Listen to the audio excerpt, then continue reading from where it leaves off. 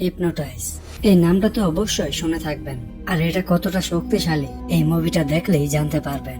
এই মুভিটাতে ভরপুর সাসপেন্স দেওয়া হয়েছে এবং মুভিটার নামও কিন্তু হিপনোটিক, যেটা কিনা 2023 সালেই মুক্তি পেয়েছে। তাহলে শেষ অব্দি দেখতে থাকুন, কথা দিচ্ছে যে মুভিটা আপনার ভালো লাগবে।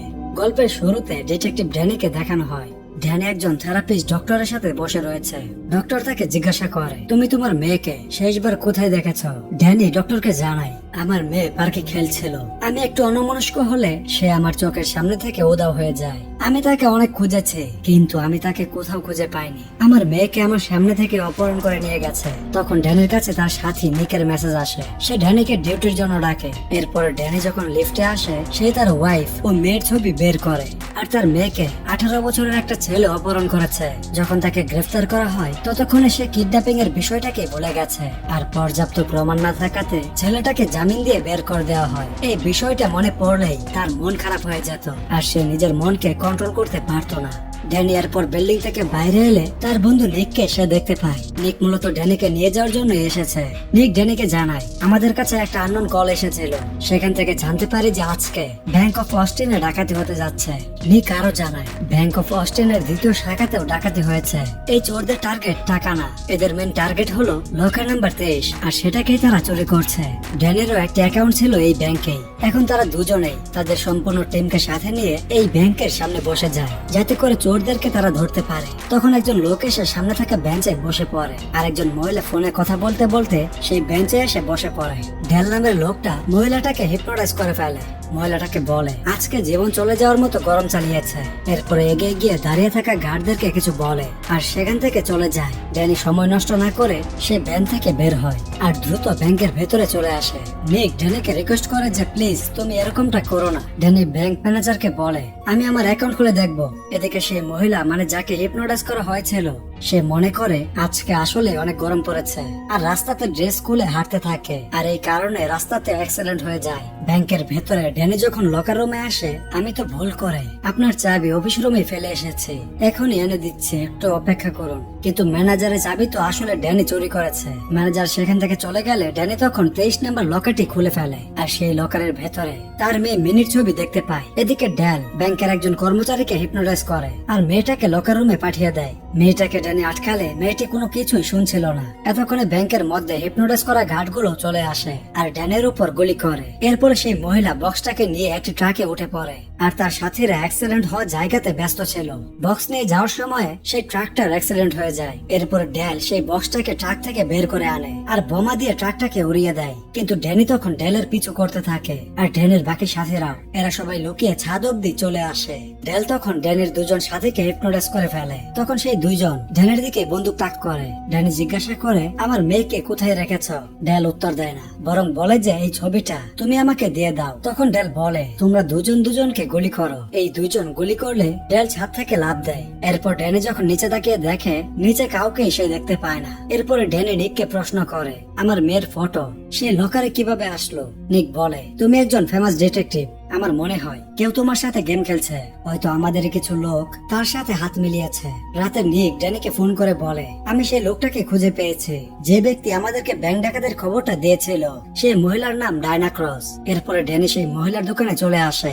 সেই সময় মহিলাটি একজন কুস্তিগিরির চিকিৎসা করছিল। ড্যানি ডায়নাকে বলে, আমি তোমার সাথে কথা বলতে চাই। মহিলাটি তখন কুস্তিগিরিকে হিপনোটাইজ করে আর তাকে বাইরে অপেক্ষা করতে বলে। মহিলাটি বলে, তুমি যতক্ষণ এখানে আছো ততক্ষণ সে বাইরে অপেক্ষা করবে। ড্যানি জানায়, তুমি এই ডাকাতি সম্পর্কে কি করে জানতে পারলে? ডায়না জিজ্ঞাসা করে, তুমি কি সেই ডাকাতদের কাউকে গ্রেফতার করেছ? ড্যানি বলে না। ডায়না তখন বলে, তুমি চলে গেলেই ভালো হবে, এখনই এখান থেকে চলে যাও। ড্যাল বাইরে থাকা বডি বিল্ডারকে হিপনোটাইজ করে ফেলে। সেই বডি বিল্ডার গাইডটাকে সেই দোকানের ভেতরে ঢুকিয়ে দেয়। তখনই তার মৃত্যু হয়ে যায়। এরপরে ড্যানি ডায়নাকে একটি পরিত্যক্ত জেলখানাতে নিয়ে আসে, যেটাকে এখন পার্সোনালি ব্যবহার করা হচ্ছে। ড্যানি প্রশ্ন করে, এসব হচ্ছে নাকি? আমাকে এই ব্যাপারে কিছু খুলে বলবে? ডায়না বলে, সেই লোকটি মানুষকে হিপনোটাইজ করে দেয়। ওই দিন ব্যাংকে যা কিছু হয়েছে, ঘটনার সাথে জড়িত লোকগুলো নিজেরাই জানতো না যে তারা মূলত কি করছে। আসলে তাদেরকে তো সম্মোহিত করা হয়েছিল। সম্মোহিত করা হলে আমাদের চিন্তাধারা বন্ধ হয়ে যায়, আর যে আমাদেরকে হিপনোটাইজ করেছে তার কথাতে চলতে বাধ্য হয়। সেই সময় আমরা স্বাভাবিক থাকি না। আমিও হিপনোটাইজ করতে পারি। নিক ডায়নাকে বলে, তাহলে তুমি আমাকে করে দেখাও। ডায়না তখন নিককে বসতে বলে। নিক ডায়নার কথা মতো বসে পড়ে। ডায়না বলে, তুমি একজন কয়েদি, নিক তখন কয়েদির মতো কান্না আরম্ভ করে। ডায়না নিককে বলে, শোনো নিক, আমি মনে করি যে তুমি এখন বাইরের বাতাস উপভোগ করো। আর ডায়নার কথা মতো নিক চলে যায় বাইরে হালকা একটু বাতাসের জন্য।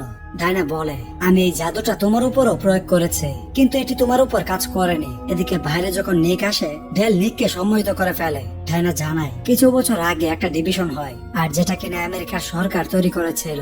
সেখানে হিপনোটাইজ করা মানুষগুলোই অন্তর্ভুক্ত ছিল। এটা সরকার নিজের সুবিধার জন্যই বানিয়েছিল। ড্যানি বলে, আমাকে ডেলের সম্পর্কে বলো। ডায়না জানায় সে তো একজন লেজেন্ড। হিপনোটাইজার মামলাতে তার চেয়ে বেশি শক্তিশালী আর কেউ নেই, এবং কি তার তুলনাতে আমরা মূলত কিছুই না। ডেল তার শক্তি সম্পর্কে বুঝতে পারে এবং সেই ডিভিশনটাকে তার দখলে নেওয়ার চেষ্টা করে, আর সরকার তাকে বের করে দেয়। ডেল চায় না সে ছাড়া আর কেউ এই হিপনোটাইজ করুক। তার জন্য সবাইকে মেরে ফেলতে শুরু করে। আর আমাকে বিশ্বাস করো, ডেলকে ধরা অসম্ভব। তখন সেখানে লাইটটাও বন্ধ হয়ে যায়, আর নিক সেখানে চলে আসে। ডায়না বলে যে নিককে হিপনোটাইজ করে রাখা হয়েছে। আমি তো তেমন শক্তিশালী না যে তার সম্মোহনকে নষ্ট করতে পারবো। ড্যানি তাকে থামতে বলে, আর যখন নিক থামছিলই না, তখন ড্যানি তার পায়ে গুলি করে দেয়। কিন্তু সে যে কোনো ভাবে ডায়নাকে মেরে ফেলতে চাইছিল। ড্যানি তাকে হাত করা পরিয়ে রডের সাথে আটকে রাখে, কিন্তু নিক কোনো ভাবেই শান্ত হচ্ছিল না। সে নিজের হাতটাকে ভেঙে ফেলার চেষ্টা করে। ডায়না বেশ ভালো করে জানে যে নিক এখন কিছুতেই থামবে না, এই কারণে সে তাকে গুলি করে। তার বন্ধুর এমন মৃত্যুতে ড্যানের অনেক খারাপ লাগে। এখন এরা দুজন পুলিশের থেকে পালিয়ে ঘুরছিল, কারণ ডায়নার একটি ভুলের জন্য তারা এখন অপরাধী হয়ে গেল। এরা রেস্টুরেন্টে বসে আলাপ করছিল। ড্যানি বলে, সে ব্যাংকে আমার মেয়ের ছবি নিতে এসেছিল। আমি জানি না সেটা দিয়ে কি করবে। কেউ না কেউ তো এই ছবিটাকে লকারে রেখেছে। আমার বোঝেই কিছু আসছে না। আর এর মধ্যে সেখানে একজন পুলিশ চলে আসে। সে তাদেরকে দেখে তার পিস্তল বের করার চেষ্টা করে, কিন্তু ডায়না তাকে হিপনোটাইজ করে নেয়। আর সেই পুলিশ তার টিমকে জানিয়ে দেয়, আমি তাদের দুজনকে দক্ষিণের দিকে যেতে দেখলাম। ড্যানি আর ডায়না যখন চলে যাচ্ছিল, পুলিশটার হকি টকিতে ডেলের আওয়াজ আসে। সে বলছিল, আমি জানি তারা দুজন সেখানে আছে। বাইরে আসলে তারা দেখে দুজন পুলিশকে সাথে নিয়ে ডেল এখানে চলে এসেছে। তখন ড্যানি সেখান থেকে পালিয়ে যায়, আর পুলিশ দুইটা তার পিছু নিতে শুরু করে। ড্যানি পালিয়ে একটি ট্রেনের পেছনে লুকানোর চেষ্টা করে, কিন্তু ডেল তার লুকিয়ে থাকা আরো কঠিন করে দিচ্ছিল। তখন ড্যানি উপলব্ধি করে যে ডেল তাকে হিপনোটাইজ করার চেষ্টা করছে, কারণ সে উল্টাপাল্টা দেখতে আরম্ভ করে। আর এদিকে ডেল ততক্ষণে তাকে ধরে ফেলে। পুলিশ তাকে মেরে ফেলবে, তখন সেখানে ট্রাক নিয়ে ডায়না চলে আসে। ডায়না ড্যানিকে সাথে নিয়ে ওই স্থান ত্যাগ করে। ডায়না বলে, যখন কেউ তোমার উপর হিপনোটাইজ করবে, তখন তোমার মন তোমার কথা একদমই শুনবে না। তখন তোমার মন তার কথাই শুনবে যে তোমাকে সম্মোহিত করেছে, কিন্তু তোমার কথা ভিন্ন।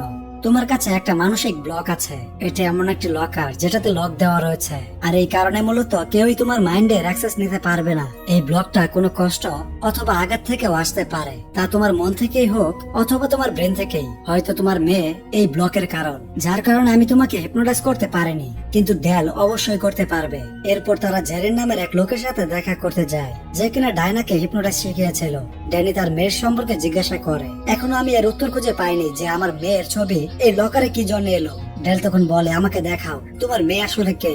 কিন্তু ডায়না তাকে ছবি দিতে মানা করে দেয়, কারণ সে সন্দেহ করছে যে এ আসলে জেরিন না, বরং ডেল। তখন ডেল তাদের দুজনকে মেরে ফেলার চেষ্টা করে, আর তারা দুজন পালিয়ে যায়। এবার ডেল সম্পূর্ণ শহরের মানুষদেরকে হিপনোটাইজ করে রেখেছিল। রাস্তাতে থাকা লোকগুলো তাদেরকে ধরার চেষ্টা করে। তখন ড্যানি একজন বাইকারকে ফেলে দেয়, আর তার বাইক নিয়ে পালানোর চেষ্টা করে। এই মুহূর্তে সে এমন একটা ট্র্যাপে ফেসে গেছে। ড্যানি এখন রাস্তা খুঁজে পাচ্ছিল না, সবকিছু উল্টাপাল্টা দেখছিল। লোকজন এখনো তাদের পিছনেই পড়ে আছে, তাদের পালানোর মতো আর কোনো রাস্তা নেই। তখন পুলিশ এসে লোকগুলোকে আটকায়। তাদের মধ্য থেকে ডেল বেরিয়ে আসে। ডেল তখন ড্যানিকে হিপনোটাইজ করার চেষ্টা করে, কিন্তু পুলিশগুলো ডেলকেই গান পয়েন্টে নিয়ে নেয়। ডায়না বলে, এটা আমি করিনি। ড্যানি বলে, ইটস মি। পুলিশগুলো ডেলকে সাথে করে নিয়ে যায়, কিন্তু ড্যানি এটা বুঝতে পারছিল না সেটা কিভাবে করলো। সে তো এমন কিছু এর আগে শেখেনি। তখন ড্যানি ডায়নাকে বলে, কেউ তো হবে যে কিনা আমার সমস্যা সমাধান করতে পারবে। আসলে আমার সাথে মূলত এসব হচ্ছে নাকি। তখন ডায়না তাকে রিভার নামের একজনের সাথে দেখা করতে নিয়ে যায়। রিভার ডায়নার সাথে হিপনোটাইজ শিখেছিল। তখন সেই কালো বিড়াল তাদেরকে একটি অন্ধকার বেসমেন্টে নিয়ে আসে। এই বান্দা হিপনোটাইজের পাশাপাশি একজন হ্যাকারও বটে। রিভারের প্রশ্নে ডায়না তাকে বলে, ডেলের সাথে ড্যানির মেয়ের কোনো কানেকশন তো রয়েছে। আর অদ্ভুত ব্যাপার এটা যে ড্যানি ডেলকে তার নিয়ন্ত্রণে নিয়ে নেয়। আমাদেরকে এই বিষয়ে একটু হেল্প করো। রিভার বলে, চলো তাহলে জেনে নেই। তখন সে ড্যানি সম্পূর্ণ তথ্য বের করে, কিন্তু সেখানে তার স্ত্রীর ব্যাপারে কোনো তথ্য ছিল না। তখন ড্যানি তার স্ত্রীর নাম বলে যে ইবা। যখন তার তথ্য বের করে তখন তারা চমকে যায়, কারণ ইবাও এই ডিভিশনে জড়িত ছিল, আর তার লেভেল ছিল 4। মানে বুঝতে পারতেছেন, যারা সম্মোহন করতে পারে তাদের এখানে লেভেল আছে। ড্যানি এটা বিশ্বাস করতে পারছিল না। সে বলে, ছোটবেলা থেকে আমরা একসাথে বড় হয়েছি, আমি তাহলে কেন জানলাম না। কিছুক্ষণ পরে ডায়না গোসল করতে যায়, আর সে সময় ড্যানি তার পরিবারের ছবি বের করে দেখছিল। তখনই একজন আননোন কলারের কল আসে। ফোনের অপর পাশে ড্যাল ছিল, আর সে ড্যানিকে অর্ডার দেয় যে তুমি ডায়নাকে মেরে ফেলো। ড্যানি বলে, যা বউয়ের ভাই, আর সে তখন ফোনটা কেটে দেয়। তারপর সে ডায়নাকে চিল্লিয়ে ডাকতে শুরু করে। ড্যানি লক্ষ্য করে যে টেবিলে থাকা কেচিটা আর নেই। সে দেখে যে কেচিটা তার হাতে। ড্যানি তার মনের নিয়ন্ত্রণ হারিয়ে ফেলেছে, বুঝতে পারছিল না সে এখন কি করতে যাচ্ছে, কিন্তু সে এটা চেষ্টা করছিল যে সে ডায়নাকে এই বিষয়ে কিছুই বলবে না। ডায়নাও বুঝে ফেলে কিছু তো জগে কিছু রয়েছে, মানে কিছু না কিছু ঝামেলা তো অবশ্যই আছে। তখন ডায়না ড্যালের সাথে ইন্টিমেটে জড়িয়ে পড়ে।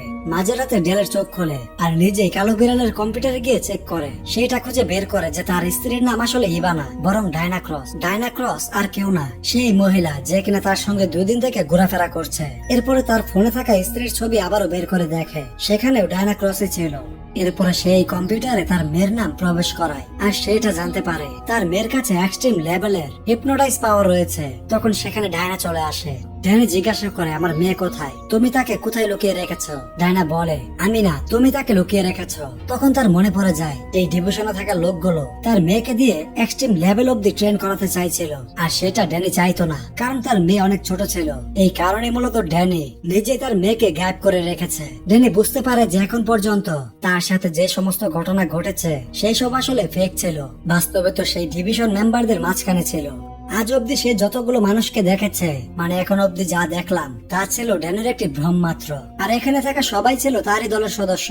তার বন্ধু নিক, ব্যাংকের কর্মচারী বা তারই সাথে কাজ করা সমস্ত ডিটেকটিভ, সবাই এই ডিভিশন দলের মেম্বার। আর ড্যানি নিজে তার মেয়েকে লুকিয়ে রাখে, কারণ সে জানে যে এই লোকগুলো তাকে হিপনোটাইজ করবে এবং তার মেয়ের লোকেশন সম্পর্কে জানতে চাইবে। এই কারণে সে তার মনের মধ্যে এমন একটা লক বানায়, অন্য কেউ তো ধরে রাখা, সে নিজেই বিষয়টা ভুলে গেছে। ড্যাল ড্যানিকে বলে, গত 4 বছর থেকে আমরা চেষ্টা করছি যাতে তোমার এটা মনে পড়ে যে তোমার মেয়ে এই মুহূর্তে কোথায় আছে। তোমার মেয়েকে আমাদের চাইতেও উচ্চ লেভেলের ট্রেনিং দেব। তখন ড্যানি সেখান থেকে চলে যায়, আর বাইরে আসলে সব রকমের সেটআপ দেখে। আগে থেকে সে এখানেই ঘুরছিল। তখন সেখানে ড্যাল আসে আর বলে, আমরা 12 বার তোমাকে হিপনোটাইজ করেছি, কিন্তু তোমার মতো শক্ত মাইন্ড আর কারো দেখি নাই। যখন আমরা খুঁজেই পাবো তুমি সবকিছুই বুঝে যাও, তখনই তুমি সতর্ক হয়ে যাও। ডায়না বলে, দয়া করে আমাকে এটা বলে দাও, আমার মেয়ে এখন কোথায়? ড্যানি বলে, 12 বার হিপনোটাইজ করেও যখন তোমরা জানতে পারলে না, তাহলে তোমরা 13 বার এটা করার জন্য প্রস্তুত হয়ে যাও, কারণ আমি তো কখনোই বলবো না। তাকে আবারও অজ্ঞান করা হয় আর ভেতরে নিয়ে আসে। এরপরে ডায়না আসে আর ইমোশনালি ব্ল্যাকমেল করে আর তার কাছে জিজ্ঞাসা করে। ড্যানি বলে, দূরে যাও, আমি কখনোই বলবো না। সবকিছু আবারও নতুন করে শুরু হচ্ছিল।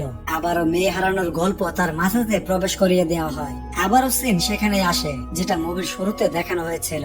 আবারও একই ভাবে ঘটনাগুলো দেখানো হচ্ছিল, কিন্তু এবার ড্যানি সম্পূর্ণ সচেতন। সে ঘটনা ভুলে যায় আর এমন ভাব করে যে সে এখন তাদের হিপনোটাইজের মধ্যে রয়েছে। কথা ছিল এখন সে ঢেলার পিছু নিবে, কিন্তু সে এমনটা করে না, বরং গাড়ি নিয়ে পালিয়ে যাওয়ার চেষ্টা করে। তখন বাকিরা তার পিছু নিতে শুরু করে। ড্যাল তার সাথীদেরকে নিয়ে হেলিকপ্টারে করে ড্যানের পিছনে। ড্যানি জঙ্গলে থাকা একটি বাড়িতে চলে আসে যেখানে তার মা বাবা থাকে, আর সেখানে তার মেয়েকে লুকিয়ে রেখে গেছে। ড্যানির বাবা মার ব্যাপারে ডায়নাও জানতো না। ভাই রে, পুরুষ হও তো এমনই হও যে কিনা কাউকে তার গোপন কথা বলে না। যখন ড্যানি সেই রুমের ভেতরে প্রবেশ করে আর সে তার মেয়ে মিনির সাথে দেখা করে, এতক্ষণে ডেল আর তার পাগলা সাথীরাও চলে আসে। ডেলের বাবা মা তাদেরকে বলে, এইটা প্রাইভেট প্রপার্টি, কোথায় প্রবেশ করছো? ডায়না বলে, আপনারা যেই হন না কেন আমাদের মাঝখানে আসতে যাবেন না। কিন্তু ডেল কথা বলার মুডেই ছিল না আর ইশারা করে তাদের দুজনকে মেরে ফেলার হুকুম দেয়। তারা মারা গেলে ড্যানি বাইরে আসে আর বলে, তুমি কি সেই মেয়ে যাকে কিনা আমি ভালোবেসেছিলাম? তুমি কি আমাদের মেয়েকেও এই সমস্ত কিছু শেখাতে চাইছো? তখন ঘরের ভেতর থেকে মিনি বাইরে আসে। ডায়না তার মেয়েকে দেখে অনেক খুশি হয়। মিনি তার মাকে বলে, অনেক খুশি হলাম এই জন্য যে আপনি ভুল পথটা ছেড়ে দিলেন, আমি আপনাকে এদের থেকে মুক্ত করব। মিনি তাদেরকে ইশারা করে আর তারা একে অপরকে গুলি করে মেরে ফেলে। মিনি এদের থেকে বেশি শক্তিশালী। ডেল দাঁড়িয়ে দাঁড়িয়ে দেখে যাচ্ছিল।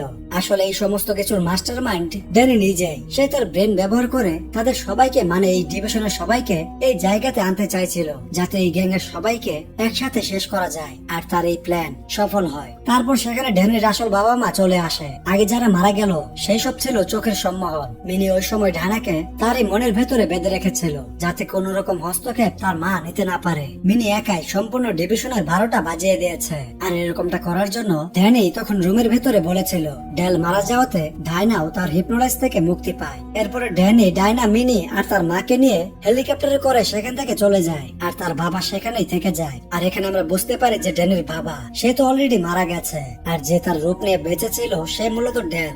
বন্ধুরা, এই মুভিতে ভরপুর সাসপেন্স রাখা হয়েছে।